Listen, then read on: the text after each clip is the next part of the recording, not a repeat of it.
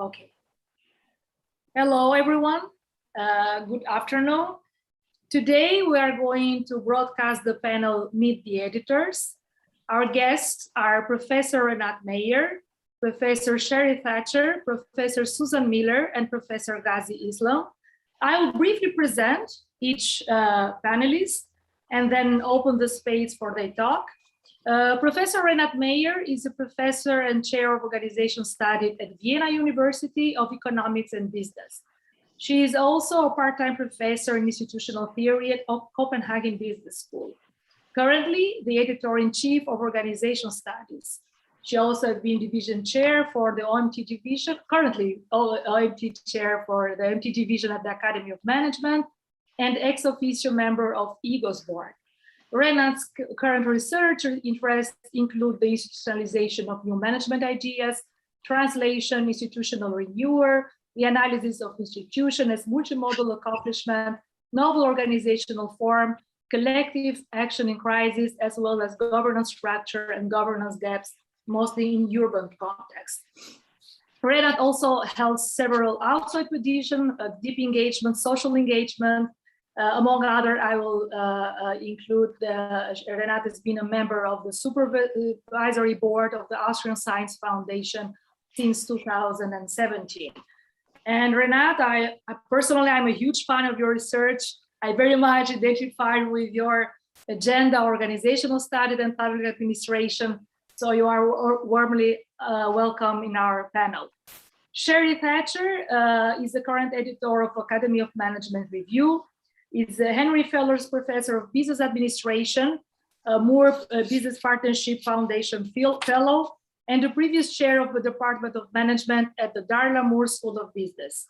Her research revolves around teams and includes the study of intergroup conflict as it relates to diversity, faultliness, identity, and the effects of computer-mediated communication.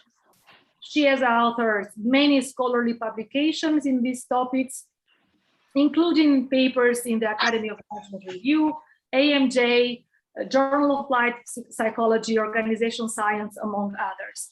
She received the prestigious Educational Foundation Award for Research from the University of South California in 2016 and received a number of Best Paper Awards.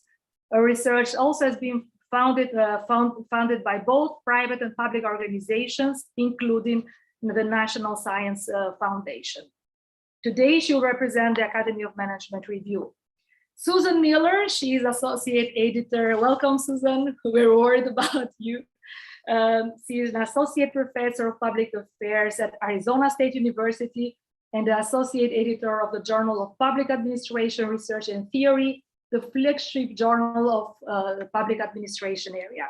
Her work is in the areas of public administration and policy, and her research explores the consequences of institutional and program design for policy implementation and outcomes. Previously, Susan taught political science at the University of South Carolina and acted as an assistant professor at Oklahoma State University and at Ohio State University.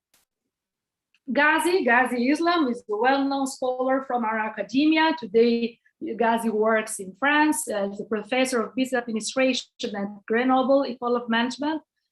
He completed, but previously worked at INSPER, which is a Brazilian institutions, and Gazi has done a lot of research also in Brazil.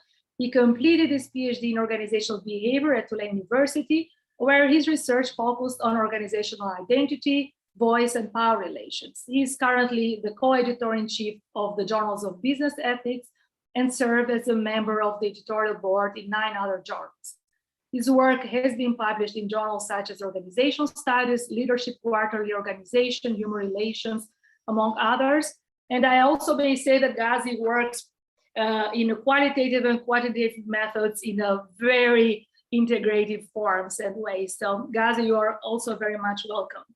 So I was thinking, so maybe to initiate our talk, I can give you the floor for a 10 minutes representation of a brief representation of your journals, and then open for a discussion. I know that we have a different, types of journals here, but I think we still have too much to share together. So Renate, if you want to start with organizational studies, you are welcome. Thanks a lot.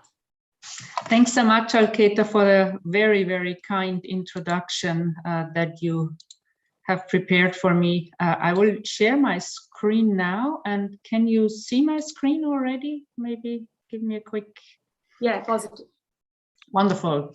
So I'm the one of two co-editors-in-chief of Organization Studies, and I will try not to use too much time now, so go quickly over a few slides just to introduce the journal briefly to you. Organization Studies is published in collaboration with EGOS, that's the European Group for Organization Studies, and we have a sister journal, and that is called Organization Theory, and that has been founded 2 years ago, so very a young sister of Organization Studies. Our aim and scope is to promote the understanding of organizations organizing and the organized in and across society. So let me emphasize a few things about this aims and scope. First of all, we're not a general management journal, but we focus on organizations organizing and the organized. So that is important and key for us. Second, it is very important for us that this in and across society, so a societal perspective is also assumed in the papers that we publish. We are not focused on a particular sector, so we look at for-profit, non-profit, but also public sector organizations are covered in our journal.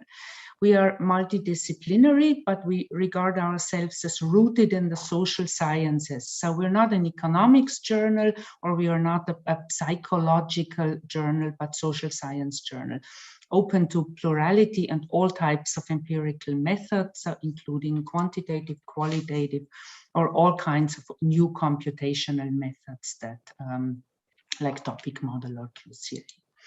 I would like to introduce you very briefly, like who we are, and that is also the journey that your manuscript would travel if you submit to us.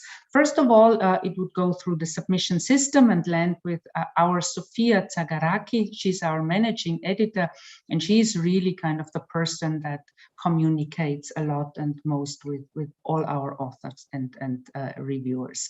Then your paper will land on the desk of either Paolo Quattrone or myself. We are the editors-in-chief, and we will either make a desk decision for your paper, keep it and send it out, so remain as acting editor for your paper, or send it to one of the senior editors to recommend a decision. Now we have around 30 senior editors who work in all different areas that the journal covers. And the senior editors, they also make desk decisions, or they send the papers out for reviews as to the editors-in-chief. And then we have around 200 members of our editorial review board. Papers that are sent out for reviews in general get 3 reviewers, and one of them should be, at least one of them should be a member of the editorial review board. And Gazi here, he is one of our editorial review board and does a lot of reviews actually for us. So thanks a lot at this point for all your reviews. We have had our 40th anniversary just a year ago. We have about 1,000 submissions per year, and we publish 12 issues with around 6 to 7 papers each. That makes an acceptance rate of around 6 to 8%, depending on the year. We are an FT50 journal. These are our 2 journal impact factors here on the slide. We have a developmental review process, so even if you do not end up in the 6 to 8% accepted papers, we want you to benefit from the review process with us, because you have 3 reviewers, and we care a lot for developmental reviews and constructive feedback that you should get. So even if it's not published there, it should help the paper and you develop your work. We have a number of paper development workshops over the year. We used to have one in Eastern Europe, so with EGOS, and sometimes also with other journals in somewhere in Eastern Europe. In the last 2 years, we had to cancel them. The last one was planned in St. Petersburg, actually, but that then never happened. That was in 2020. But we will certainly pick that up again and revive this. We have one around egos as well, and also several others. So please just stay tuned for the information where our paper development workshops are. We have one summer workshop that's always in May, and that then gives rise to a call for a special issue. I will maybe say a bit more later. The types of manuscripts we present, just very briefly, we publish conceptual and empirical papers, also methodological papers. We have one essay type, but that is very specific, and it's reserved for marginalized topics that should revise organization theory in general. We have a perspectives, that's introduction to virtual special issues, and we have now started with a new section, and that is short opinion pieces on major, like the big issues. And we have media reviews where we not only cover books, but also want to cover series or all types of media that are influential for our research. What I want to do today is I want to invite you to write and/or review for organization studies. I have already said a lot about the aims and scopes and what we want to cover. What we call for, if you want to submit to us, is bold research. We want you to be driven by curiosity, but we also need you to extend existing theory or build new theory. So we are focused on the development of novel insights that go beyond individual cases. I already said, we invite you also to review for us, and it should be constructive and engaged. And you, as reviewers, we want scholars to help the authors unfold their idea and push forward their work and develop their own voice. We do not want reviewers to kind of try to write the papers in the way that they see fit. So help the authors develop their own work and the paper in the way they want. These are the upcoming special issues that we have. The next one on philosophy and organization studies may be a bit soon now at the end of October, but the next one is collective action in crisis, end of November, and then theorizing craft in organization studies, then measuring organizational sustainability. And the last one, dialogic organizing, public engagement for hope and solidarity. And the last one will also be the summer workshop in the coming May. So if you're interested, visit the website below.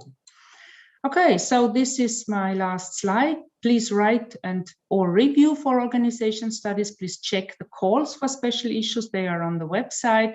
Stay up to date with what we do. Please sign in for our alerts if you haven't done so yet, and connect with us either by sending an email to Sophia. This is her email address there. If you want to review for us, etc., she will guide you and help you through the system. Or we are also on social media, of course. So open for questions. Thanks so much. Thank you very much, Renate. I forgot to say that our theme for the event of this year is diversity and inclusion. So you know that it's not by chance that we try to invite mostly women that are in the editorial position, because we kind of value this position and your contribution for our field. And we wanted to highlight your contribution for our field. So Sherry, you can have it's your turn for the Academy of Management review. Thank you very much. Hey, can you see my screen? Yes, great. So I'm so pleased to be here, and I'm excited to be here, especially this year when you say diversity and inclusion is highlighted, because that's part of the vision that I want to share with you. So first, I'll say a little bit about the editorial team, our mission and vision. Very briefly, I'm the editor. Irina and Susan, the first two individuals listed here, are part of the Academy of Management system, and without them, nothing would happen. So we are very grateful to them. The associate editor team, we have Ruth Aguilera, John Amos, Shelley Brixson, Jonathan Bundy, Joanna Campbell, Don Conlin, Greg Fisher, Patrick Hawk, Morella Hernandez, Rich McAdock, Kyle Meyer, Shad Morris, and Abby Ship. And hopefully some of those names are familiar to you. They're all very smart, impressive, engaged individuals who've published in AMR and are very sensitive to wanting to provide developmental feedback and really encourage publishing in our field. Like organization studies, we have 200 editorial review board members with a wide range of expertise, global representation, and especially producers of developmental, timely, and helpful reviews. So the mission of the journal, and this is something that we don't develop, this is the Academy of Management has developed, is to publish new theoretical insights that advance our understanding of management and organizations. So despite our name, we do not publish just reviews. I know it's very confusing. I wish we could change our name to actually say it's like a Academy of Management Theory, but it's not. So we publish conceptual articles that challenge conventional wisdom concerning all aspects of organizations and their role in society. So there's obviously some overlap with what organization studies is looking for, but we also very much focus on aspects of management specifically. The vision of my team, we really wanted to focus on intentional inclusion of diverse voices and global perspectives, as well as having a developmental experience. And I'll get into some of the things that we're doing to really promote that intentional inclusion aspect. But first, the developmental approach we think is just important for everybody, right? Because it raises the scholarship, not just for people wanting to publish at Academy of Management Review, but in all journals. Getting good feedback that's valuable and helpful and doesn't try to beat you down helps you not just in the paper that you got a review on, but all your future work. We also think it promotes the inclusion of diverse voices, and we need to hear those voices. We need to hear your ideas. Some brief facts and stats. We've been around for a while. We have a circulation of 16,000. We get approximately 500 submissions, but we have about the same acceptance rate as org studies. We only publish 4 volumes a year, and those are 2 impact factors. Again, we publish quarterly. We do have a double-blind peer review process with 3 reviewers, and at least one of those reviewers is an editorial review board member. Another one will be an expert in the exact area in which you're publishing, and another one will be probably just an ad hoc reviewer who we really want to get into the system and who can provide some good feedback on your research. Our goal is to give you a decision within 60 days of your first submission. We don't always meet it, but we really try. And finally, these are our our rankings, both in the business and in the management area. And based on where we are, we're one of the top theoretical journal. Many of these rankings are for journals that publish review pieces, which obviously get a lot of citations, but in terms of new theory, we're right up there.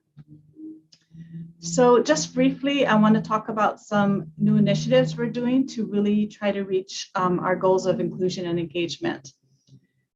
We've developed a bridge reviewer program, and this is like a shadow reviewer program. So maybe you're hesitant, you're like, I'm not sure I can be a reviewer for AMR. Yes, you can. And this is maybe the first step to becoming confident to do that. So on our website, there's a link. We ask you to review a couple of articles or to read a couple of articles about reviewing. You fill out a form, and then we try to pair you up with an article that might be in your area. And you write a review for it. Your review is not sent to the authors, but you get to see all of the other reviews that are done on that paper. You get to see the decision letter. And where possible, we try to connect you to a mentor, someone else who had reviewed on that paper, that will give you some specific feedback on your review. So far, we've graduated 67 individuals. And once you've graduated, then you are in our system as an ad hoc reviewer. We currently have 21 bridge reviewers in the system and 98 waiting to be assigned a manuscript, because sometimes it takes a while to match the topic areas with what your areas are in.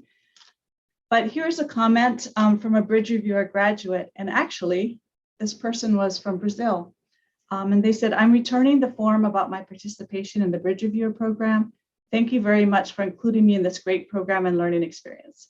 As I am Brazilian and based in Brazil, it was a fantastic opportunity to understand the rationale of AMR and be in touch with a professor, the mentor, who was the reviewer who gave me feedback. Apart from being a big fan of his work, his comments were very thought-provoking. You have no idea how this has helped me, who lives and works in Latin America and is eager to one day publish in top journals. So we really encourage you, if you're hesitant, to go ahead and join our bridge reviewer program, as we think that it can help provide some good information, good feedback. We have a second initiative is the AMR Origin series. You can find this on youtube.com or through our website. And the purpose of this is to demystify where theory comes from. As an Academy of Management Review associate editor, I often had the question of, where do you get your ideas? I'm not smart enough to come out with those big ideas. But in fact, ideas come from everywhere. And it's really interesting to find out where ideas come from. So we have done 16 interviews so far with AMR authors of in-press articles. And we asked them not just what your paper is about, but how did you come up with the idea? What was the process like, to give you some insight into what the process looks like. And finally, we've been doing some outreach events and workshops, like many journals do. Of course, we do the Meet the Editors like this one. We do some workshops on how to write theory. We often do those within conferences. We've been doing some idea development workshops, which is focused on the front end of your idea. Rather than you write a whole paper and then get feedback saying, well, you started with some wrong assumptions. We're trying to help you at the beginning stage so that you're able to take that idea and develop it into something really valuable. And we do have one coming up that is specifically focused on developing theories grounded in the Latin American and Caribbean experience. So we really, really encourage you, please look on our website for the link. You just have to provide a 2-page proposal in terms of what your idea might be. And it's over course of 2 days, split apart by a week. And you'll get some really good direct feedback on your idea. So to end, we want our authors to craft novel, groundbreaking theoretical papers. We want them to push the boundaries of our field, and we need your voice. We need diverse new voices to help us do that. So thank you very much for allowing me to participate today, and I look forward to hearing your questions. Thank you very much, Sherry. Those are very interesting experiences to share with us. And I'm looking forward for our community to be part of those experiences. Susan, thanks a lot. Hello. Thank you. Thank you so much for having me. Thank you for the wonderful introduction. And I've really enjoyed hearing about the other journals. I don't have a presentation, so I'm just going to share some information about JPART, and then I very much look forward to your questions. So JPART is kind of one of the flagship journals within public administration. It is owned by the Public Management Research Association and is published by Oxford University Press. We publish 4 issues a year, and our goal is to publish 45 to 50 articles per year. So kind of our mission, and this is up on the website, is that JPART seeks to advance public administration scholarship by publishing the highest quality theoretical and empirical work in the field. The journal is multidisciplinary and includes within its scope organizational, administrative, managerial, and policy-based research that improves our understanding of the public sector. And so that is key. For public administration research and theory, we do focus on the public sector.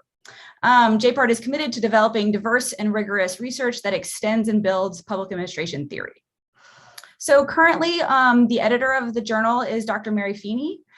She is professor and Lincoln Professor of Ethics and Public Affairs at Arizona State University.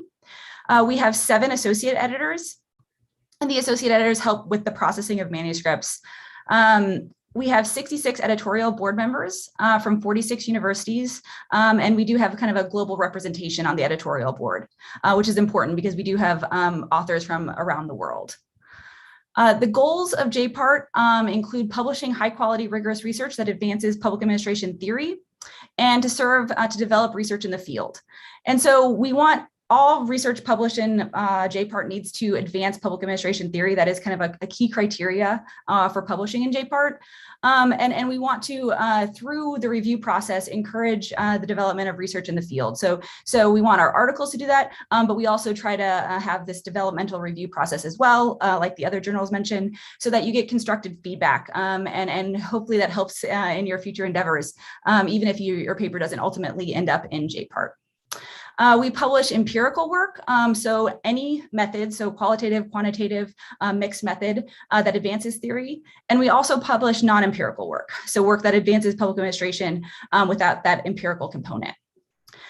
We use a double-blind review process with 3 reviewers, and typically an editorial board member is on that is included in that review process. To give you some statistics, we have typically around 500 submissions. In 2020, we had a few more. We had 612 submissions in 2020. Acceptance rates, so we have about a 4 to 6% acceptance rate in the past few years. Our impact factor for 2020, 2 years was 7, 5-year was 8.662. And so, you know, and that's, we are kind of in the categories of public administration and political science. So we're 2nd in public administration and 7th in political science. And we also have been doing some outreach events. So we have been trying to bring new voices and new people interested in the journal to come to these. We have been doing a number of webinar series on important topics for public administration or the journal generally. And so you can find these on our website or follow us on Twitter. And so that's one way we're trying to encourage people to you know, look up the journal, read the journal, and get involved. And so we're very much interested in new voices and new manuscripts. So if you have something that's focused on public administration, please feel free to send it in. All right, thanks. Thank you, Susan. I invited Gazi to also mediate our conversation because Gazi always has smart questions and new ideas. But you can also, Gazi, use the space to not talk about the journal if you feel it so. I mean, the floor is yours. Thanks a lot. Thanks, Alketa. No, actually, so yeah, to clarify, so I'm not going to present Journal of Business Ethics, which I'm the editor for, co-editor-in-chief for at the moment. But it's extremely refreshing, I have to say, and novel to be in a Meet the Editor session where I get to ask the questions instead of having to answer them. So that's actually given me a great opportunity to step back a little bit and maybe think of some of the big idealistic sort of questions that are probably impossible to answer exactly in practice, but it gets us thinking about some things. And it gives me a chance to ask some other editors or thoughts about these things that we've also been dealing with at JBE. So maybe, yeah, I'll just put some questions out there. Some of them have already been touched on. I was particularly struck by Sherry's initiatives at AMR around diversity and inclusion. And my first question, because this is the Brazilian Academy of Management also, I wanted to take this kind of global view, particularly around those diversity initiatives. And I wanted to ask all of the editors about the kind of range of diversity issues, but in particular, I know that many journals, including our own, have these kind of inclusion-oriented diversity initiatives where they involve developmental feedback, kind of teaching authors about what is the kind of theoretical contribution, how to format articles. So there's a pedagogical process, but there's also, I think, something that we're becoming increasingly aware of is that our own journals need to be able to adopt multiple or pluralistic, paradigmatic perspectives, experiences from other contexts, et cetera. So there's also an educational process for us as journals. So I'd like to ask you, one, what are the inclusion-oriented programs, but also how are you taking those on board in the journal itself to try to expand your own representation of different perspectives? I don't know who wants to start with that. It's kind of a hard question. But. Yeah, you're right. It's much more fun to ask those hard questions. I think from our perspective, like you said, we do have these initiatives that are the pedagogical approach. we've also tried to step back and say, when doing these workshops that are tailored to specific areas, so we did one focused on Africa, we're going to do one focused on Eastern Europe. This one that's coming up in November, but the deadline is October 29th, so I forgot to say that, so don't wait. In that workshop, our focus is not just on like us telling the participants this is what should be done, but also to give, for us to hear kind of some of the issues and problems that exist within management organizations in Latin America, that, or even societal problems that exist that may impact how people work and are organized. And for our journal to be more accepting of that as a contribution, as a theoretical and conceptual contribution, and not just to always go about it from, you know, here's what the Western literature says or the Northern Hemisphere literature says, but to also bring in these other perspectives and to be more open to that.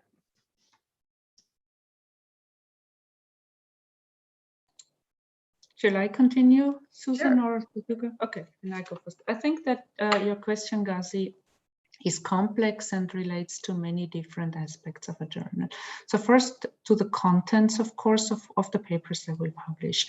I said that it's part of our DNA to have this societal relevance in our mission. So of course, this means that the empirical work that we do is contextualized. And there we're looking very actively, also looking for not always the typical European or North American studies, but work from other contexts. It also relates not only as an empirical context, but clearly also as ways of thinking and as ways of theorizing, and where we need to be more open and just invite other ways that are not the typical Western rationalities. We have a current special issue, for example, on social diversity and precarious organizations. I didn't mention that because it's in the making now that the papers are being discussed. We had an editor's collection in July on exactly the topics of diversity and inclusion, because this was the EGOS theme also of the EGOS colloquium in Amsterdam in the summer. So these kind of concerns the topics that we publish. I think it's also important to include these things into the structure of how we work. So first of all, when we have special issues, we look at diversity concerns. So a team of special issue editors has to be diverse, and that means not always necessarily geographically, but also in terms of gender and also of career steps. So that is something that we want to include. Second, we have been trying to include more people from non-typical Northern Hemisphere schools on our editorial review board. So that is another aspect, so include them more in the decision making, and also try to see if it works. It doesn't work for all of the papers, but have an eye on that, on the reviewers that actually review our papers. So try to include some diversity thoughts there. As I say, it's not always possible for each and every paper, because sometimes we are happy if we have the 3 people who sign up to review the paper. So that would be a few thoughts from my side. So I'll jump in, and thank you for this question. It is a really great, thoughtful question. We do a few things, and this kind of echoes what the other editors have hinted at or suggested their journals do. So we have the editorial review process, or the developmental review process, where we try to, give really constructive feedback, which we hope that will encourage, authors and hopefully help their submissions to maybe other journals, but also maybe their next submissions to JPART. We've done a lot of advertising. I mentioned Twitter earlier, and so we try to get the word out about what our journal does, and that we are very open to diverse perspectives and diverse methodologies, because I think some people have, they get stuck in thinking about journals in one particular way, and we're trying to make sure that people understand that we are very open and we want you to submit your papers to JPART. We also use call for papers to try to encourage new voices and diverse submissions. So recently we had a call for papers on race and power. And so through those calls for papers, we do try to encourage and reach out to new audiences and new submitters. And also, I think, as was just mentioned, we're very aware of diversity when we think about reviewers, our editorial board, our editors. And so that's something that's always come up, and diversity in all different ways: methodological diversity, geographical diversity, racial diversity, gender diversity, right? And so we're very aware of that. And we try to kind of have that in the back of our minds, or sometimes in the front of our minds, whenever we're making these decisions about who to include in the process. So thanks. So thank you all for these very well thought out answers, and very interesting, and maybe a bit of a follow-up, and perhaps even to broaden it a little bit. I think many people here and in academia more generally have been kind of watching the transformations of academia over the last couple of years through COVID, but even before. And from the position of a journal editor, you must be seeing also a lot of things coming up in your operations. Most immediately, perhaps, is changes in things like management research evaluation. I think we've seen the FT list surveys that were done last year, the changes in lists for many countries. For example, the French have just decided to not republish their journal list. And so there seems to be a lot of talk about management research evaluation and how to sort of position management research in terms of those kind of rankings and metrics. I see organization studies actually as a special issue around metrics that next year, so maybe there's already some consciousness around that. But things like altmetric and there's alternative formats such as essays and other kinds of. So just in terms of management research evaluation and how your journal is sort of considering and discussing issues around evaluation and how you see the future of evaluation in your journal and more broadly is something I'd really like to hear your thoughts on. Whoever would like to start. Another very big question, so apologies for that.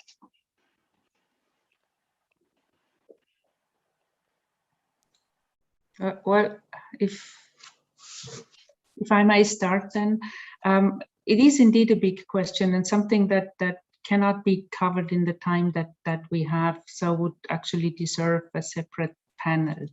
I have a sort of a mixed view on the new developments. First of all, I mean, and that's a good thing, and you mentioned the special issue that we have.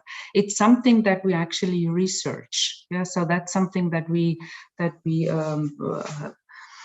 do our work on, and that we kind of use as a context for studies. The second is the thing is that this is actually happening to us at this point in time. So I very much appreciate the idea that organization and management research needs to speak to concerns that society actually has. So it's not the idea of that we are remote and that we do not try to make our results also heard and matter in the world. So I support that. I'm a bit hesitant with the new metrics that I see arising, because I don't think that replacing citations of papers by citations of people on social media will actually help us to solve the problems of the world. So I think that the impact metrics that I see approaching at the moment with concern, to be honest. But maybe a final thing is, I think that our journals and the research that we publish there has a value, even if it is not directly translatable to what practitioners or policymakers do. So I think we need to be judged on the scientific value that we publish, and not only on, I don't know how often our papers are mentioned in policy reports or by practitioners. So there I would be quite concerned. But now I leave the floor for Sherry and Susan.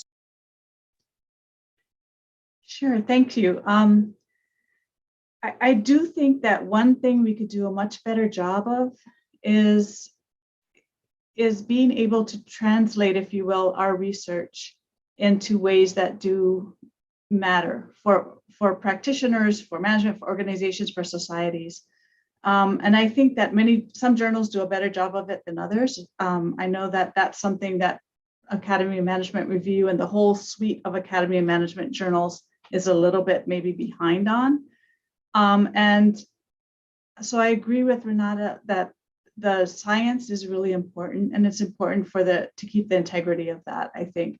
But I do think we need to have better outreach and interaction with people outside of our walls so that they can understand the value of what we do. And I think sometimes people say, oh, theory is just, up in your ivory tower. But theory is one of the most important things we have, I think, as scientists, to show why what we're studying matters.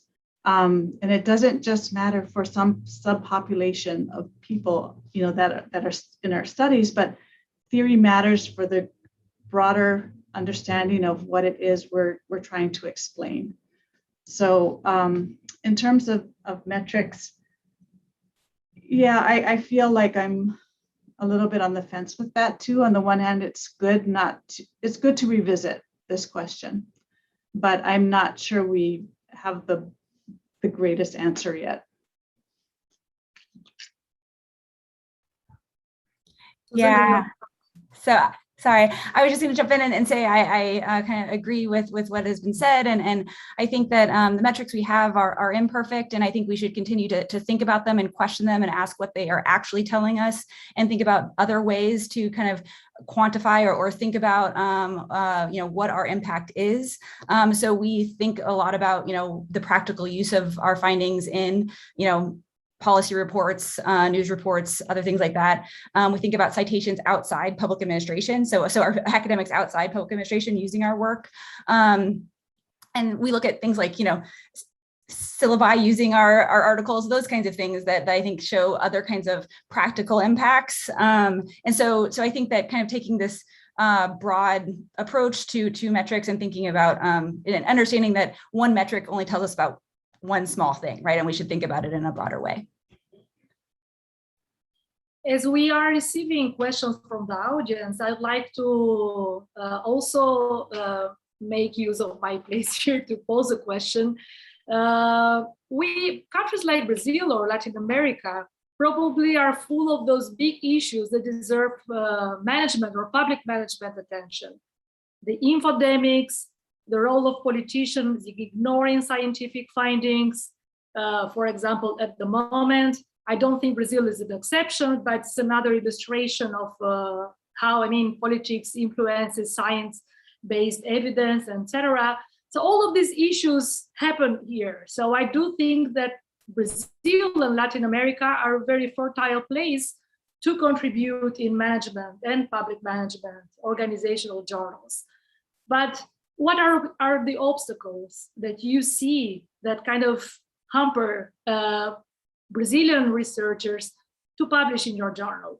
And I complement my question with one Sandra observations that is saying that one of the major issues faced by Brazilian scholars is when submitting a paper to a major outlet, there is a need to provide extra information about the context and the data. This is really annoying and create an extra burden that hinders participation of a more diverse set of contribution.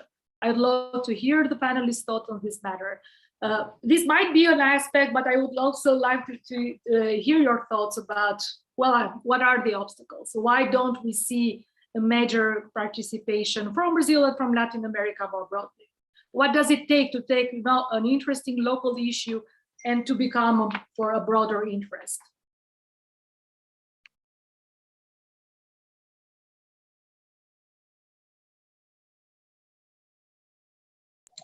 Since Sherry and Susan seem to be shy to start, I start again with answering.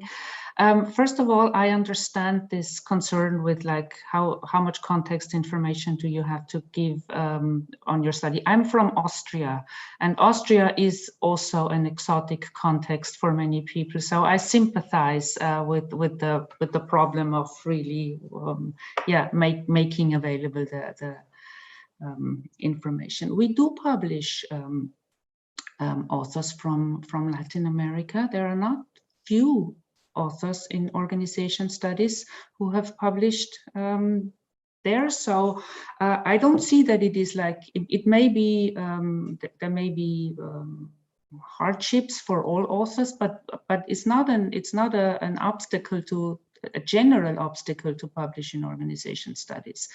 So I think, yeah, we receive a lot of submissions and we're very happy about these submissions. And sometimes I think that maybe it's more the general problems with papers. So I wouldn't be able to identify any specific problems that are common for submitters from Latin America. It's always more or less the same things.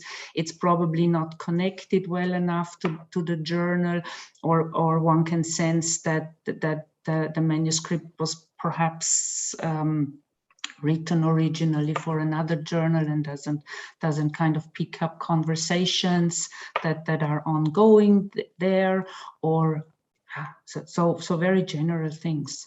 We do publish, and we're very happy to do that, submissions from Latin America. Yeah, we don't publish empirical data, so the problem that Sandro raises is not one that we necessarily see, although I have heard it in many of these editor panels that coming from outside of the West, you're often asked to justify the context. And I do think that the more we talk about it, the more that will become less of an issue, because if you just think about it, it really does not make sense to have to do that. I mean, people are people, and they're, doing empirical data with people, regardless of where they are, still has validity. I think one of the problems we see with people who come from either Latin America or, other areas, or South America, is when, I think Renate mentioned it, kind of not connecting what you want to write about to the current conversation in the literature. And it's not to say that it has to be a square, perfect fit, because it's likely that you're coming from a different perspective. You're bringing a novel view to it, but it still can't be completely separate from what is going on in the scholarly literature. So there needs to be some attempt at connecting what it is you're trying to contribute to what currently exists in the literature. And that takes some effort, and it takes some understanding. And it takes some understanding of knowing how to do that. And I think that's one of those things that we're trying to engage more with authors from this area, to be able to help make that connection. I'll just kind of add that we, like Renate, we publish and really encourage submissions from across the globe. And I don't know if I can speak to specifically, one geographical region and why there might be potential barriers, but I can talk kind of generally about things that are common themes for rejection in JPART, and some of them have to do with fit. And so sometimes when we are kind of looking at manuscripts, they don't necessarily speak to public administration. So we get a lot of manuscripts that are maybe more policy oriented, or maybe more political science oriented, but they don't necessarily contribute to public administration literature and theory. And so that really is kind of one of the major reasons that we see rejection and desk rejection at public administration. And theoretical contribution is really important. That is kind of our primary goal at JPART. And so that's going to be a major issue, and is one of those common reasons for rejection. We also don't publish, and I think that this might be somewhat different from other public administration journals, we don't publish strictly practice pieces. It has to have some kind of theoretical contribution, which I think then also maybe makes it, some people a little bit, there might be some confusion about what JPART does versus what other public administration journals do. But those are some of the major reasons for rejection at JPART. And I do think it is kind of maybe a process, right? So maybe you submit something, we try to give you some developmental reviews. Maybe, you go through that, you go through the process a few times, and that might help. But I do think that, those are the things that it has to do. Public administration theory is kind of the crucial aspect. Thank you. I think it's not by chance that Brazilian researchers publish more at organizational studies, because it reflects the tradition of our academic background. We have a huge tradition, historical tradition, in organizational studies, And our public management organization studies kind of work together. So probably we are translating better our knowledge in organization studies and less in other areas. So this brings me to another reflection about the boundaries that the over-specialization puts to the journal. A key example, probably a common example, institutional theory. Institutional theory is very common in organizational studies, but it's not broadly read or accepted in public management journals. And yet we talk about the theory. So how do you see, those disciplinary boundaries? Do you think those are an obstacle for, for more integrative approach toward, big interesting issues that we could channel in our journals, international journals? I guess I'll take that one first. I mean, our goal is to be multidisciplinary, interdisciplinary, big picture types of theories. I mean, we do publish conceptual work that's more incremental, but we love kind of these big picture theories. And so I think you need to house your contribution in a particular area, but then extend it, expand it, blow it up. You can start from that place, but it's really interesting when it doesn't stay in that theoretical space. And so I would say Academy of Management Review is really primed to want those kinds of studies. I'll say that JPART wants those kind of big contributions as well. And while we have a focus on contributing to public administration theory, that means connecting your work, right, to what's going on in public administration and the literature within public administration. It doesn't mean you can only draw from theoretical traditions within public administration, right? And so I think that we encourage kind of thinking outside of public administration, but then connecting it to the work, right? Why is your work important to public administration scholars? So I don't think, but we definitely want, big theoretical contributions. So maybe an observation. I think that the bigger theories that you were mentioning, Alketa, in the beginning, that in different variations, they appear in different disciplines. You were mentioning institutional theory and talking about public administration, but there are lots of scholars in public administration who are using institutional theory. They clearly do not necessarily work with the same concepts that organization scholars do, but they work with other ideas of institutional theory. So it is quite strong in policy. It's not always kind of cross-fertilized enough, and that was your point, I take. But I mean, the original definitions, they were in public organizations, in universities, schools, and so on. So clearly they would be relevant for both. So maybe that kind of interdisciplinary conversation would be fruitful and something that we should do more.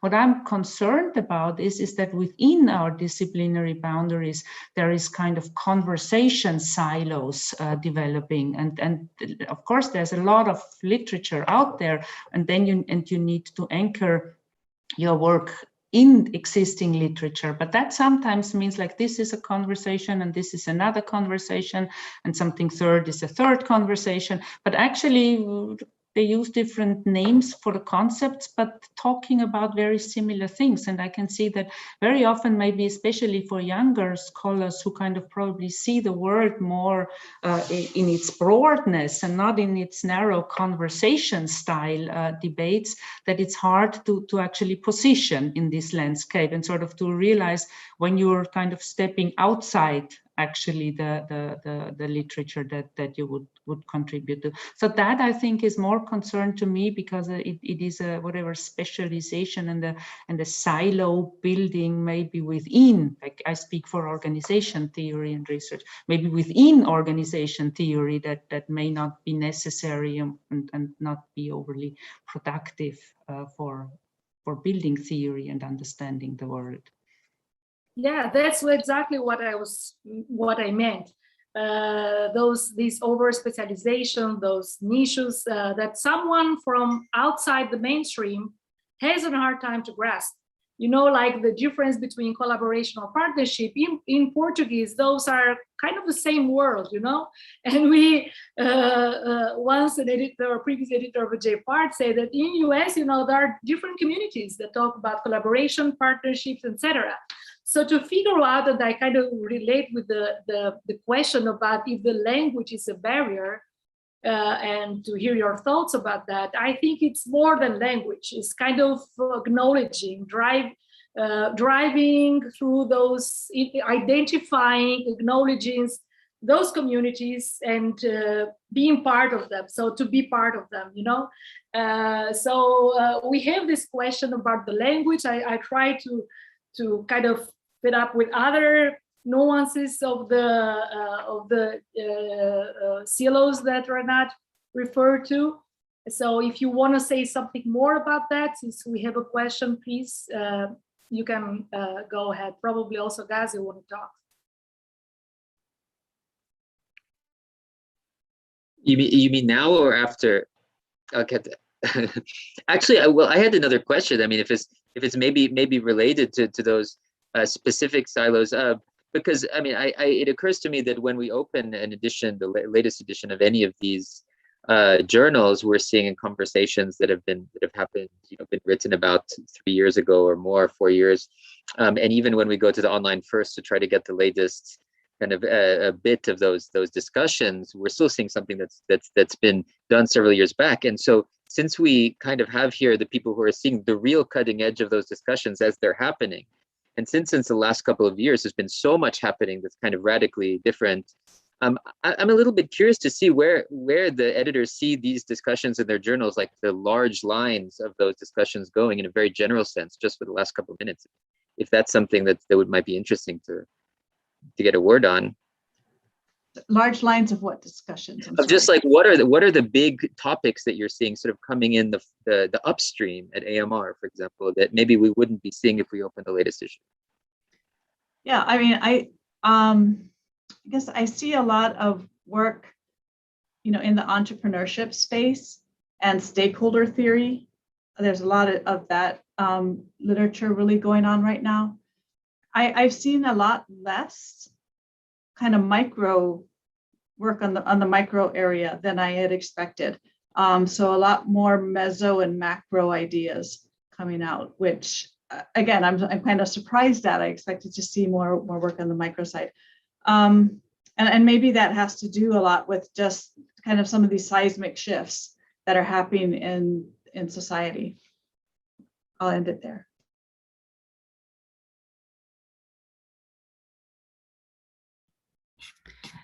So I'll jump in and say I'm an associate editor, so I don't see everything that comes into our journal. And so a lot of the work relates to kind of the work that I do. I will say that in public administration, we're seeing a lot of work on administrative burden. And so that has been coming out for the last few years, and this topic has been around for a while, but we're seeing a lot more work specifically dealing with administrative burden and kind of the Hurd and Moynihan kind of definition of administrative burden. This is more from a methodological perspective, but we've seen in the last few years in public administration a lot of survey experiments, and now we're moving more into like field experiments and things like that. And so I'm seeing a lot of that as well. First of all, Alketa, to the language question, I know exactly what people mean. Like if you have to write in a language that is not your own, it is hard. And I sometimes think I would encourage everybody to try to write an article in a different language, just to sort of get the feeling of how difficult it is to do that. So I totally sympathize with that problem. In terms of topics, I mean, it's hard to answer precisely because, of course, there's lots of things coming in, and a lot of things concern the crisis at this point, and everything that is related to that. And that may also be hopeful thinking now. I see also a lot of things that work on the collective and sort of things that are collaboratively achieved, and that may, as I say, maybe something that I hope for, less so than individual utility maximizing, whatever profit stuff and so on. But that may also be our journal agenda that people are more. There's still a huge concern about everything that has to do with the SDGs in all different variations and in all different levels of analysis, and there's also an increasing interest in working towards the future. That's what I see. So not so much about the past, but also sort of working towards the future, starting from futurologies to utopias and everything that kind of tries to theorize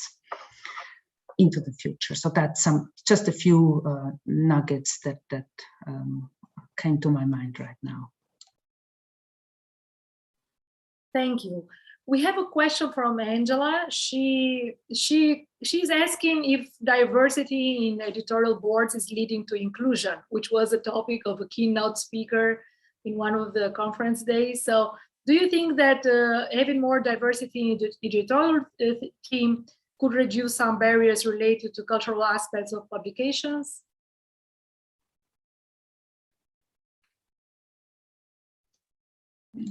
I would say absolutely. I think the more diversity you have across everything, so across the leadership, the editors, the associate editors, the editorial team, the more diversity you have, could reduce some barriers. I also think, though, it's a challenge because you really want to have, you have a level of quality that you're looking for. And that quality comes from experience. And if people don't have the experience, then it's hard to, build up to that quality. And so what I think we really need to start with giving people the experience of publishing in the journal, of reviewing for the journal, of just being part of the general community, and then moving them into positions of review boards and leadership teams.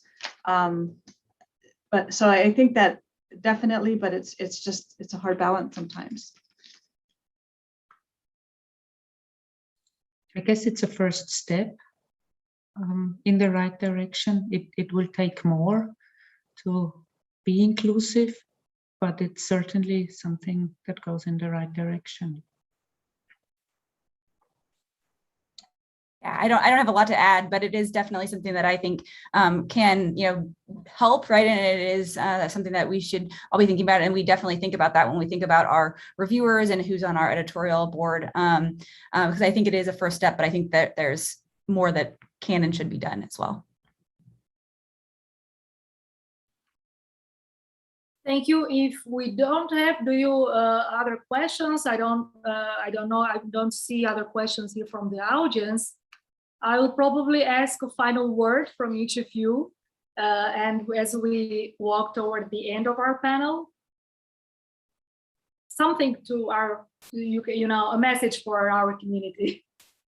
Thanks. Well, I'll go ahead then. Thank you so much for allowing us to be a part of this. I'm really glad to be here. I know that we may not have had as much representation in the past. I hope to improve that in the future.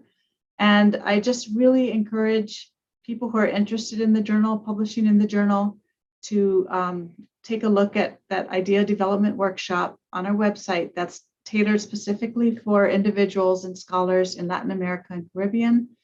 And also, if you're interested in reviewing for us, becoming part of the journal community, to look at our Bridge Reviewer program and sign up for it. Thank you for having us. Thank you very much. I'll go and I'll just say thank you so much for having us. This is a great conversation. And I would encourage, if you don't know JPART, I would encourage you to go onto the Twitter page, maybe to sign up for one of our webinars if you're interested in the journal. You can always add your name and try to become a reviewer for us. So I would just encourage participation, and we're definitely looking for diverse voices and new voices. So yeah, just check us out. Thank you. Well, I also thank you, Alketa, and everybody in the community for inviting us, for having us. Thanks also Sherry, Susan, and Gazi. It was a great pleasure listening to you and learning from your experiences. Also, Gazi with the most difficult questions, of course, but not unexpectedly so. To everybody there, continue sending your work to us even more than in the past. Sign up as a reviewer. Please write to Sophia if you want to review. And I mean, as you know, we always have a large community from Latin America coming to the European Group of Organization Studies, to EGOS. Please note the deadline in January as well, and it will be in Vienna. So please come and join us in Vienna there, and maybe we can meet there in person then, and don't hesitate to contact also Paolo and myself if you have any questions regarding your paper. I could also maybe say just a very last word to thank all three of the editors who have been here, and also thank you for the patience with these kind of unanswerable questions I was throwing out there. I know a bit of the feeling of having these things on the horizon that you're always kind of working toward, but of course are never completely resolved, and just kind of maintaining that tension. And the questions were really aimed at that. And I'm just kind of glad that I wasn't on the other side, because I don't think I would have really been able to answer any of those. So it's very much appreciated and really a pleasure to be here. Thank you very much. It was great having you all here.